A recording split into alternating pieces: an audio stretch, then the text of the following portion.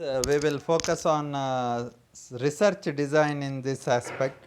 Okay, research design is nothing but is an arrangement of conditions for collection and analysis of data in a manner that aims to combine relevance to the research purpose with the economy in procedure. That is this particular definition is takes entire aspect of research design. It is arrangement of conditions. See, arrangement conditions for collection and analysis of data. How do you collect the data? What are the data you are interested? How do you analyze it in a manner that is related to research purpose? See, that should be focused on research purpose or compatible with research purpose, and also focus on economy in procedure.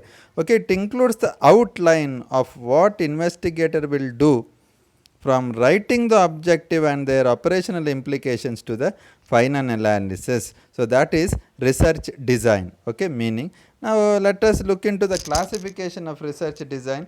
If we focus on classification of research design, basically there is exploratory research design and conclusive research design. And in this exploratory research design, we try to explore. Okay, we try to explore something. It is related to experiments. And then conclusive research design focuses on two aspects, that is descriptive research and causal research. Now descriptive research, as I told earlier, it is focused on understanding or describing the characteristics of population. Now in this we have descriptive research focus on the population, studying of characteristics of population. And here there is two aspects, cross sectional design and longitudinal design. Now cross sectional design is we study various population in various time frame. Okay, so that is single cross sectional design and there is multiple cross sectional design. Okay, this basically you need to understand that here we study different time frame and different sets of population, but longitudinal design is a study where we study long period of time series analysis we say, where we take into account long period of time. And another aspect is causal research, where we understand cause and effect relationship. That is, if something happens or if we take something, what happens? If we don't take something, what happens? If we do training, what happens? If we don't do training, what happens? So these are different types of research design. Okay, then let us look in detail for each of this. See, exploratory research design are the simplest and the most flexible and most loosely structured design. See, there is no specific design as such, because it is exploratory. You try to explore. In earlier days we have several scientists we have who explored several things. Now they did not have a very systematic design. Okay, so it is basically objective of this is to explore, obtain, clarify on the problem. It is flexible and involves a qualitative investigation, involves a qualitative research. Okay, expert opinion survey it may carry out. So process of collecting particulars from significant people. See, marketing of organic food products, you can collect it from doctors, you can collect it information from dietitians and then chefs. Okay, so that is experts. These are experts in organic food. Now similarly you can do focus group discussion in exploration, where we carry out discussions with the significant individuals associated with the problem under the study. For example, there is a problem in the organization related to satisfaction for the employees of maybe D and C group. Then you talk to only those representative of C and D group employees and you do a group discussion among them. That is called as focused group study.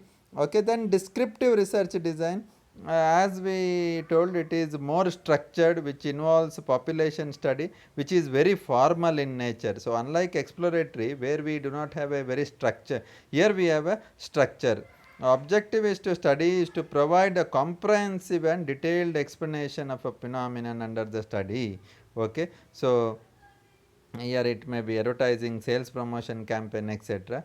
It data very important thing is, see, data which generates who, what, when, where, why and how. So, all these questions need to be answered in this descriptive research. I am basically looking into just the basic aspects of it. I am not going exactly in detail of each and everything. Okay, the last research design is experimental research design, where experiment, let me understand what is experiment. Experiment is nothing but a causality, or it is cause and effect. So, researcher actively manipulates one or more causal variables and then ensures their effect on the dependent variable or interest. So, here we need to understand what is independent and dependent variables.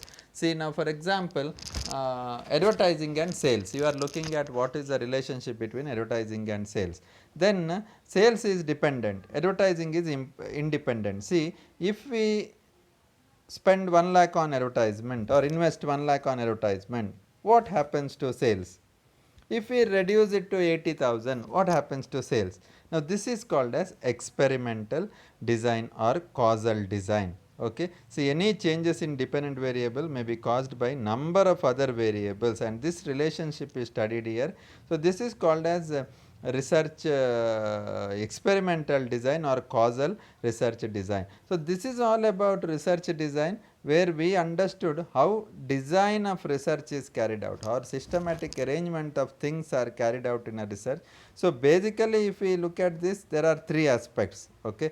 One is experimental, one is exploratory, and the descriptive one. So, in descriptive we study in detail, exploratory just there is no structure, we try to solve some or explore something, and the last one is experimental or causal, where we try to identify the relationship. So, thank you very much for listening. Thank you.